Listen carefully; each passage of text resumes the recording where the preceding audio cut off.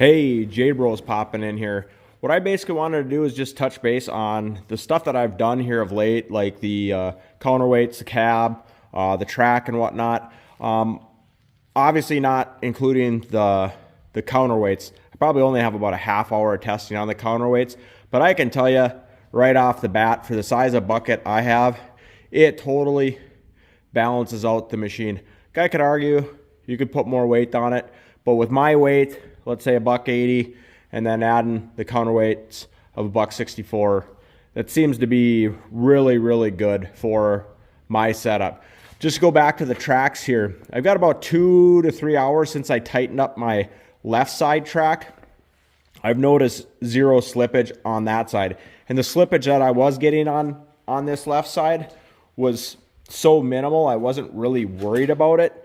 But with that being said, it needed to be tightened, but I haven't noticed anything on that. And that's probably got about 6 hours of run on that.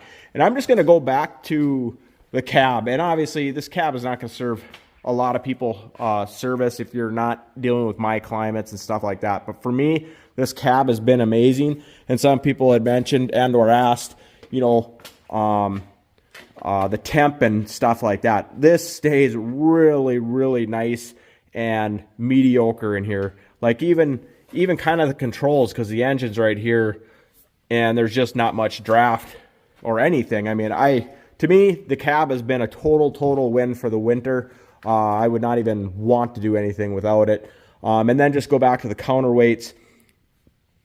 I think they're just going to be another total home run to go along with my bigger bucket. That is just going to be another game changer to complement the game-changing size of my bigger bucket and what this machine brings to the table. And then, you know, talk with some other people. Sounded like changing the oil might be more of a 50-hour thing versus I waited 100 hours. Maybe that's aggressive, maybe it's not, but I'm like, hey, every 50 hours, what's the big deal? The filters are, I don't know, $10 a piece, let's say, you know, small amount of oil. Maybe it's worth it changing every 50 hours. And if that's all guys got to do is stay on top of changing oil a little bit better, I mean, I'm totally down with it. So basically where I'm at right now, getting back to my track, and this is the FORTISHD track, I can just see when this thing runs, it just seems to really hold itself in really well. I think just with the thickness of the rubber, you know, with how close these guides are in here, I'm not saying this track can't come off, because it can, because if you hit something hard up front here, that's going to flex the spring and that's going to create slack in there. As long as you got proper tensioning and whatnot, I think this track is also a game changer, because obviously the original track was not a game changer. That was kind of a, you know, a lot of stress of just figuring out, am I doing something wrong? Well, now that I've ran so many hours, it was just the track in general.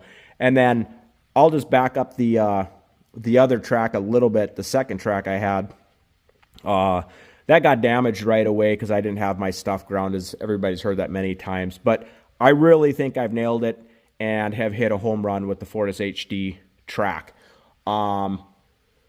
Basically where I'm at now, and I'm not going to worry about it so much right now, is I'm going to add extra lights on here. Not that I'm going to be doing a whole bunch of night digging or anything like that.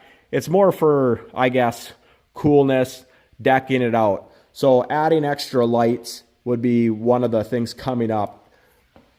Main thing, what I need to get in this arsenal, I need to get a higher flow attachment, because that's going to tell me going forward with this machine, if I'm not going to, let's say, go purchase a stump grinder on its own accord, or go purchase, you know, obviously I wouldn't go purchase a trencher. I'd just pay somebody to trench my stuff. But how well that would work with here. And let's say it is really weak and it doesn't do what I want to far as trenching, because I saw some other videos.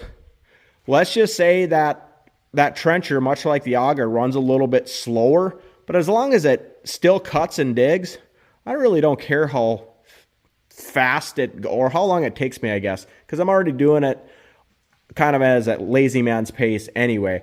But that'll be the next big test, is get a high flow attachment hooked to this.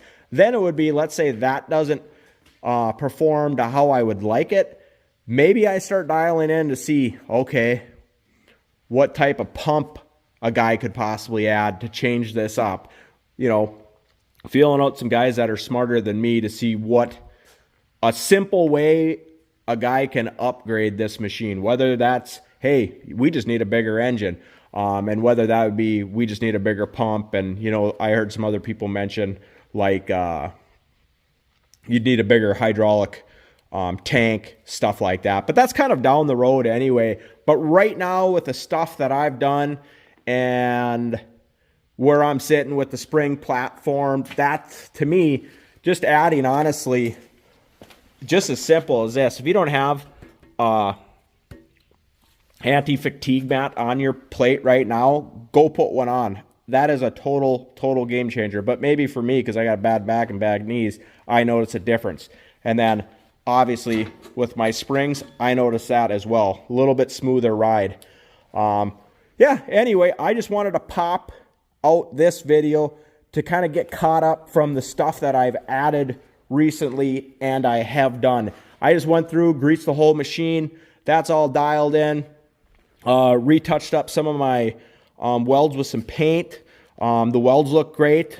See no damage there. Hydraulic lines look good. I mean, I kind of did a walk around, and I think it's ready to go. And honestly, I'm kind of getting tired of this winter stuff, but I'll still have some more snow moving videos. But I really want to get my drill bit attachment made, and I kind of mentioned what I'm going to do there is put a hitch attachment, slide it on there so that can be removed easy. So that'll be my early thing in the spring, or kind of where there's still frost in the ground, but get out there and drill that back stump and get a video on that. But yeah, I guess that's where we're at right now. Yeah, I would just say J-Bros out. Till next one.